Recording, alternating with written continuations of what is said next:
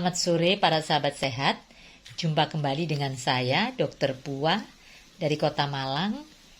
Tentunya di channel yang sama, Puas Channel Edukasi Kesehatan Wanita Menuju Hidup yang Berkualitas. Pada kesempatan sore hari ini, di luar masih hujan yang tidak berhenti sejak siang tadi.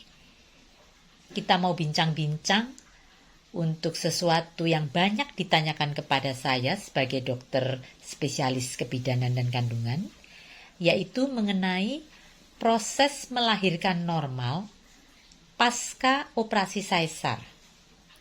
Jadi tadi pagi ada 2 pasien yang kebetulan sedang hamil, yang satu masih hamil 3 bulan, yang satunya sudah 8 bulan. Itu merupakan kehamilan yang kedua. Jadi anak pertamanya lahir secara operasi sesar. Nah, kali ini ibu tersebut menanyakan kepada saya, "Dokter, apakah ini nanti saya harus menjalani operasi sesar lagi ataukah boleh saya melahirkan secara normal?" Nah, para sahabat sehat, saya sebagai dokter kandungan langsung menanyakan kepada ibu ini, "Ibu permisi, dulu anak pertama yang dilakukan operasi sesar itu karena apa ya?" Pasien pertama menjawab, "Waktu itu ari-ari saya menutupi jalan lahir, sehingga terjadi perdarahan dan anak tidak bisa lahir normal, akhirnya dilakukan operasi sesar." Nah, pasien yang kedua, "Pada waktu itu dokter, hamil saya sudah lewat waktu. Kemudian dilakukan induksi. Saya dipasang infus, diisi obat, di drip, sampai habis 2 botol tidak juga lahir. Pembukaannya tetap saja masih 1-2 cm.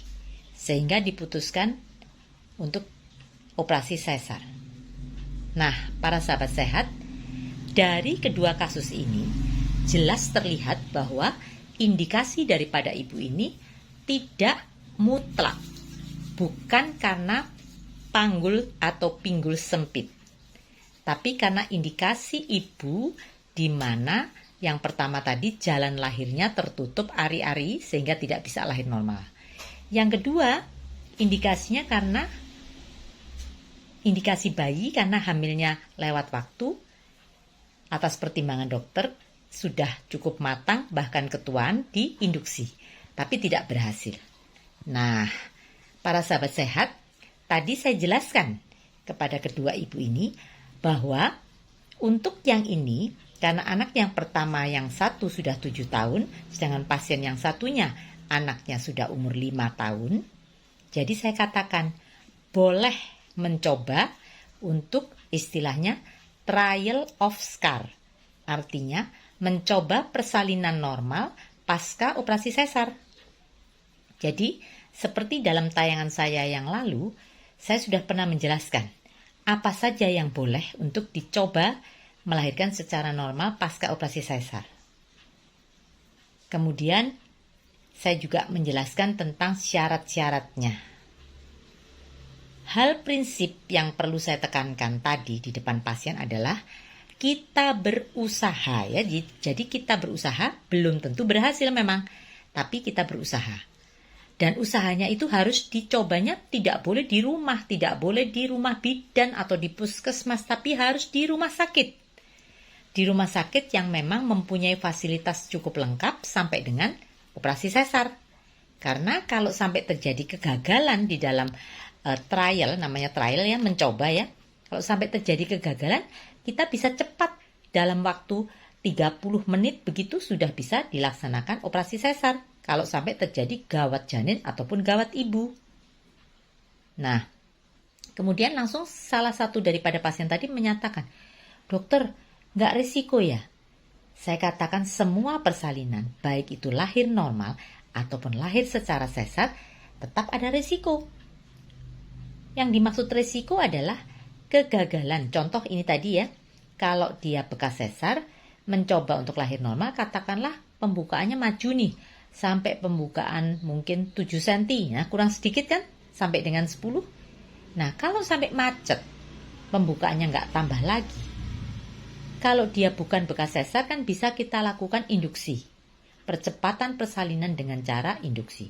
Kalau bekas sesar biasanya dokter lebih hati-hati melakukan induksi ya, atau bahkan mungkin tidak berani karena resiko terjadinya robekan pada rahim sebelah dalam, kan kita tidak tahu begitu.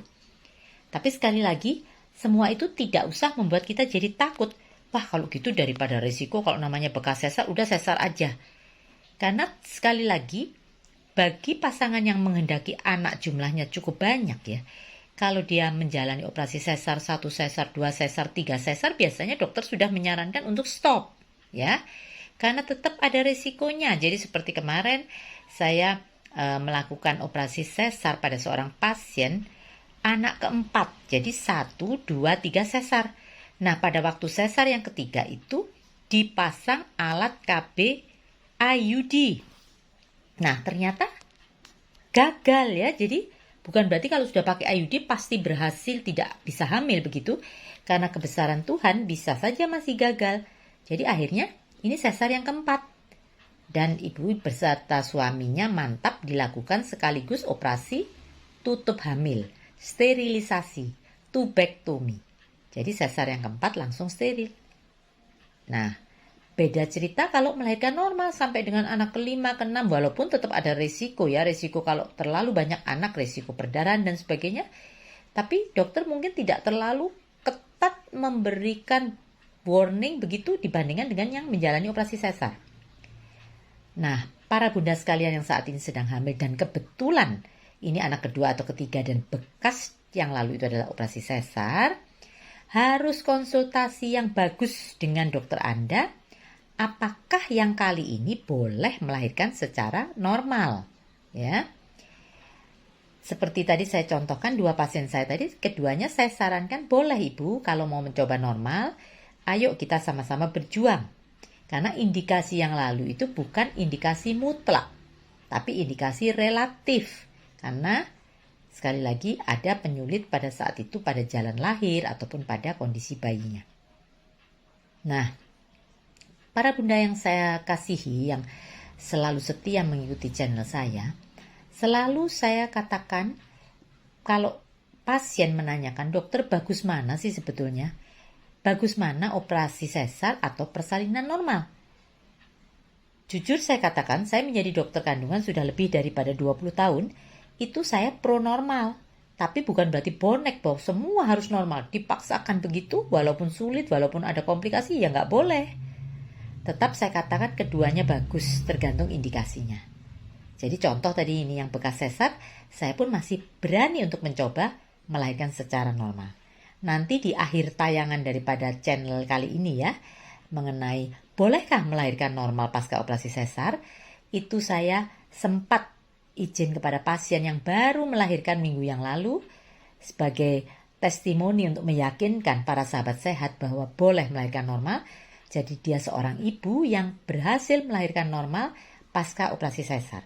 Tapi dilakukannya tetap di rumah sakit ya. Jadi sekali lagi ini yang perlu diluruskan, walaupun sekarang itu era BPJS ya. Jadi sering kali orang mengatakan jangan melahirkan di rumah sakit. Kalau di rumah sakit nanti pasti operasi. Kalau pengen normal lahir saja di bidan atau di puskesmas begitu, FKTP.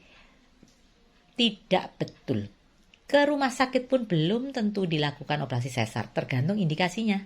Jadi seperti pasien saya itu yang minggu lalu lahir, dia dari FKTP mendapatkan rujukan kepada kami di rumah sakit dan datang dalam kondisi pembukaan masih 1-2 cm.